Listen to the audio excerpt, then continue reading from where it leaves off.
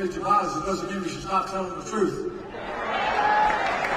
Who you are, what you've done, what you'll do, that's fair game. As Harry Truman said, I've never delivered or given anyone hell. I just told the truth and they thought it was hell.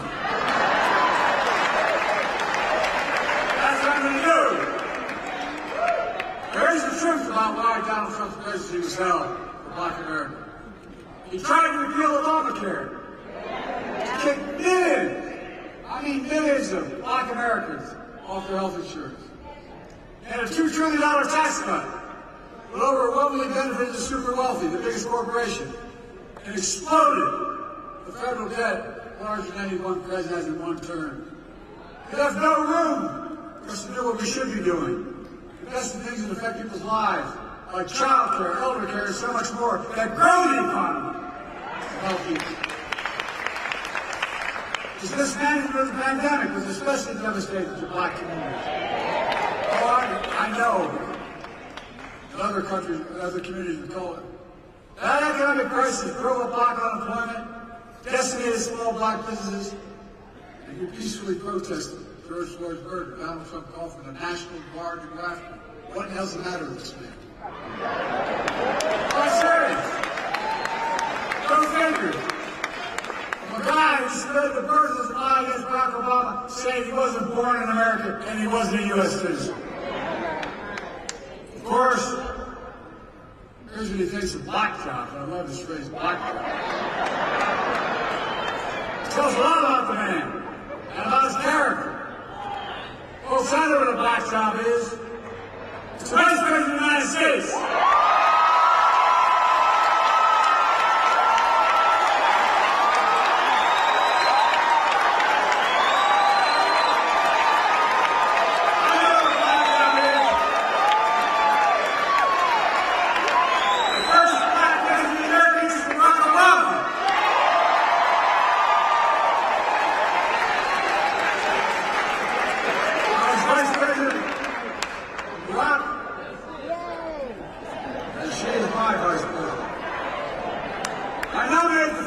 Secretary of Defense in American history. They're doing one hell of a job. I nominated the first Black woman to the United States Supreme Court.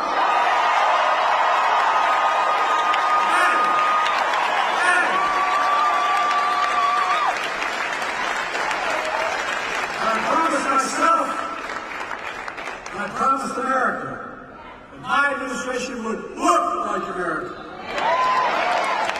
Proud to be the most diverse administration in all of history and tap into the full talents of the nation. That's who we are. These guys don't get it. That's why we're so successful. I'm serious. That's what makes us the greatest nation on earth. It's not hyperbole. Folks, it's because of you that I'm president and Kamala Harris is vice president.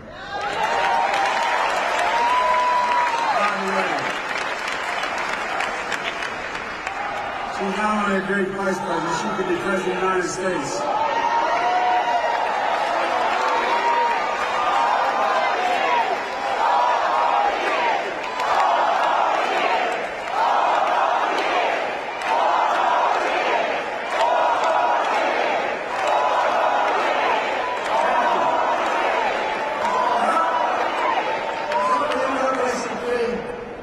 Black elected members in the Congress, we've gotten so much done. Seriously, President historian said we've gotten more done of consequence than any president since Franklin Roosevelt. Just think about where the Black community was when I came to office. Think about how far the Black community has come. We still got a long way to go.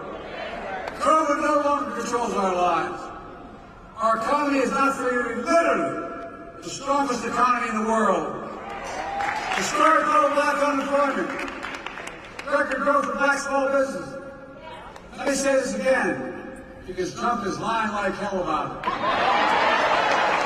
Black unemployment hit a record low under Biden-Harris administration. First broadcasting for $1,400 checks plus $300 checks per child, per family, per month in the pockets of people in this country. To get them through the pandemic. Not Trump's administration, Kamala and I did that. We put more money in the pockets than anyone. We cut black, and the consequence, we cut black child poverty in half.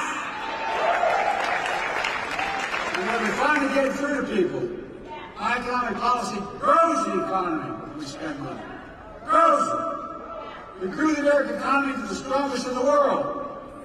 And I'm determined to make that tax cut permanent.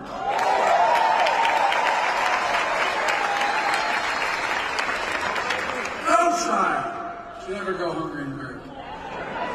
And by the way, all the data shows that we can't let them tell us we drive up deficits. They drive up deficits. When you have child care, guess what? Mom or dad can work. The child can be safe. We're connecting black neighborhoods that are cut off from old highways and disinvestment decades ago. My city, Wilmington, Delaware, I-95 runs up through what used to be the black community, divided, 6 lanes wide. We're going to make sure that the state's wanted, we're going to be able to pave over at the top of that and still have the highway. Connecting neighborhoods. We're removing, which is costly, every poisonous lead pipe in a house in America so every child can drink clean water. Not through brain damage. We're delivering high-speed and affordable broadband. No child should have to sit out in the parking lot with their moms in front of McDonald's so they can get online to do their homework. And because of you, not only protecting Obamacare, you allow me to increase it, making health care more affordable. We're putting, and by the way, more than it's ever been, millions of African Americans now have health care because of it. We're putting home ownership within reach. How do you generate generational wealth, no matter what community you're from? I don't know how we did it. Everything got stuck in Scranton with no jobs. Moved to Delaware. Dad worked like hell to get down payment to buy a small house. That's how you build equity. As small as a 3-bedroom split-level home with 4 kids and a grandpa lived with us, but it was a home, and he was able to build some equity. Look, we're making the most significant investment in climate ever in all of history.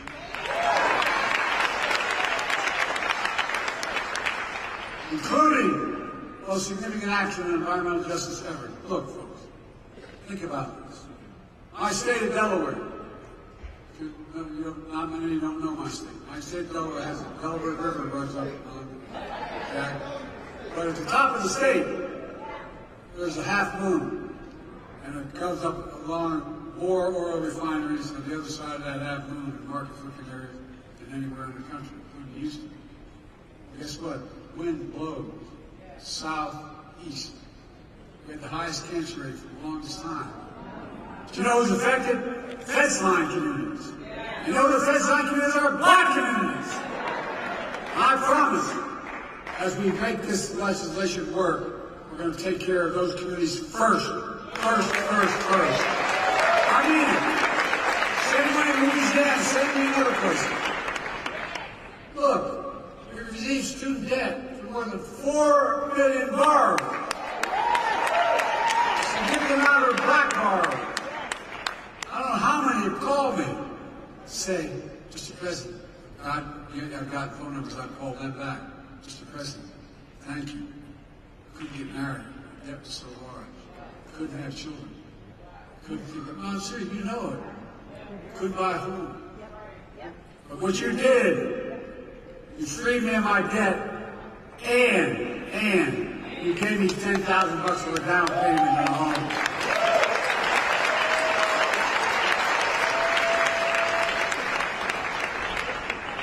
This project, 2024, 2025, Trump deal.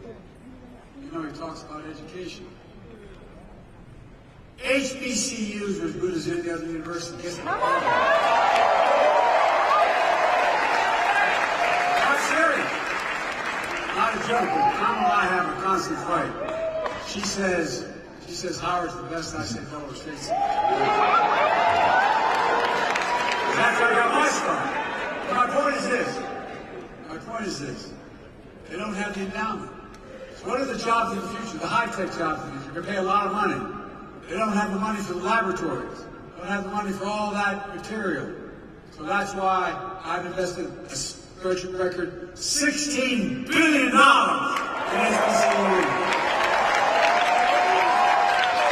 No HBCU is going to get this qualified education anywhere else.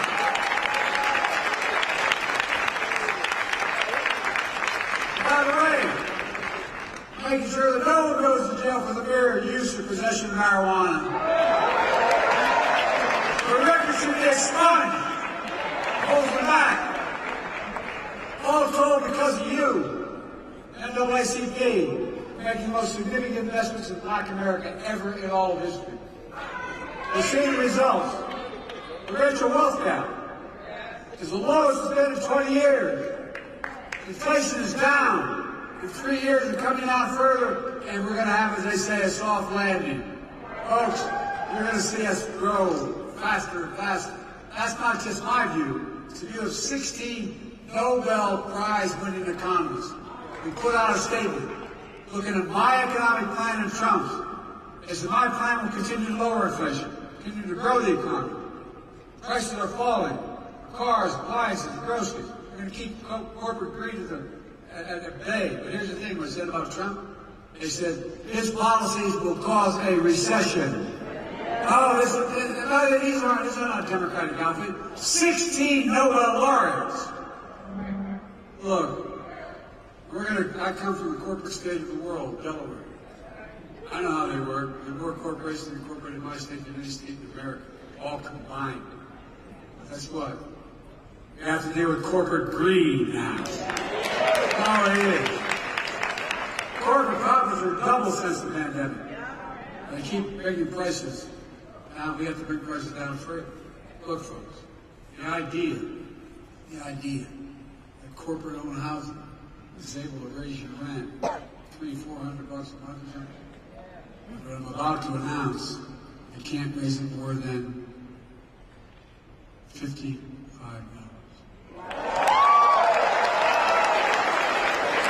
That debate is taking place. Bottom line is, this gets started. Well, no, it's not enough to talk about the past. We need a vision for the future. Here's my plan for the first 100 days of the second term. Tom and I are calling on Congress to pass the John Lewis Voting Rights Act.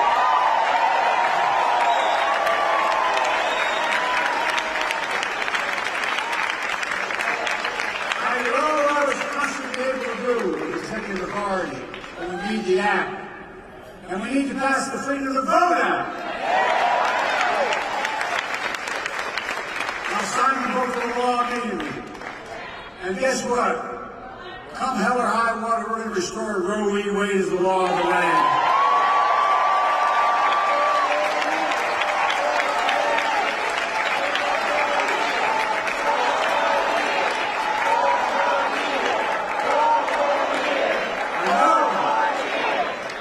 I say, Joe, we didn't have a Congress. And guess what? Y'all told me I couldn't pass the Inflation Reduction Act. Y'all told me I couldn't face it anyway. With your help. Republicans blocked the police reform in Congress. So I signed a historic executive order on police reform. I'm going to come back and we'll sign George Floyd and Police Enacting the Law. How are we going to stop that Republicans? We'll stop them in their program on 2025. We're going to stop them from cutting Social Security and Medicare. I'm going to expand Social Security and Medicare by making the very wealthy begin to pay their fair share. And the very nice round, I said, we're going to build 2 million affordable homes. The cap rent increases of 5% a year so corporate landlords can't. God. Anyway, I'm going to get very upset. They're just gouging me. And we're going to keep relieving student debt. We're going to end medical debt. We've already made sure medical debt can no longer be put on a credit report. On Local states will wipe out medical debt for pennies on the dollar, so it's not hanging over you the rest of your life. We're going to raise the federal minimum wage. Our first term, we capped the cost of insulin procedures at $35. Total drug cost of seniors, beginning in 2024-5, at $2,000. And some of those cancer drugs are $10,000, $12,000, $14,000 a year. But the second term, we're going to do that for not just seniors, for everyone in America. By the way, not only saves lives, it will save taxpayers. Guess what I did on the first round on dealing with Medicare? It saves the taxpayer $160 billion. Because they don't have to pay these exorbitant prices. Anyway. This year, Medicare is negotiating lower prices for some of the costliest drugs in the market. That threats everything. That treats everything from heart disease to arthritis. In the next term, we're going to go further. Give Medicare the power to negotiate lower prices for 50 drugs a year, not 10. That not only will save lives, this is saving the taxpayer another $200 billion a year. This is saving taxpayer money. By the way, if you notice, all the stuff they said big spending by, we have lowered the deficit on this. We've increased economic growth. Folks, here's what else I'm determined to do.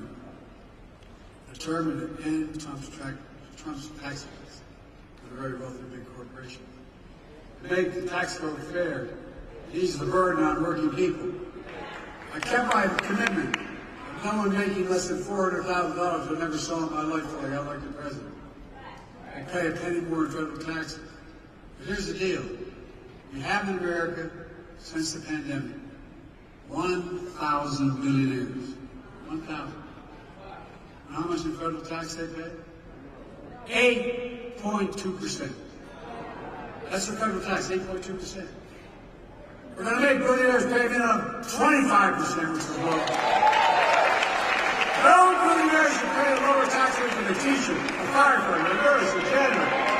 That's simply ridiculous. And when we do that, that alone will generate $500 billion in revenue over the next 10 years. Allowing us to lower costs for families and save the government money. We can do more on elder care, child care, bringing down the federal deficit, so much more. It's not rocket science, folks. But they've convinced us that any spending of money is costly. It's saving money. By God's truth, it's saving money. That's vitally important. No, the next president of the United States could appoint 2 or more justices to the Supreme Court. Just imagine. I know the states. Folks, my vision of the future will continue to be all about working people in this nation. And my whole career, go back and look at it. I've not been perfect by any stretch of imagination. But a simple proposition of the family I come from. Neighborhood. Everybody deserves a shot. Just a shot. No guarantee. Give hate no safe harbor. Leave no one behind. That's a stark contrast to my predecessor, the mega officials. They'll do everything. Undo everything the NAACP stands for. But now they're trying to deny it. They're lying about their Project 2025. They want to deny your freedom. The freedom to vote. Have your vote counted. And impose a nationwide ban on abortion. The new vice president, if you ever any doubt, man, just take a look at what he's been saying. They want to prosecute political enemies. They want to cut Social Security and Medicare. Rip away protection from millions of pre-existing conditions, over 400 million people. Stop Medicare from negotiating lower prescription drug prices. Risking people's lives, costing the government more money. They eliminate the Department of Education. Oh, you ought to read it. Saying it's a state issue. Give me a break, state. You know how well we do with the states. It would cut school lunches. Eliminate the Head Start program for lower-income children. Allow employees to stop paying overtime. Employers, stop paying, catch this one, stop paying overtime to hourly workers. They're such good. But give the very wealthy and big corporations move taxes. They've already eviscerated affirmative action. It also decimated diversity, equity, and inclusion all across American life. We're already trying to do it by banning books.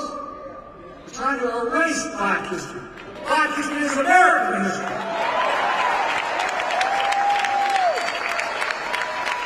Folks, I'm not being dramatic, but we cannot let that happen.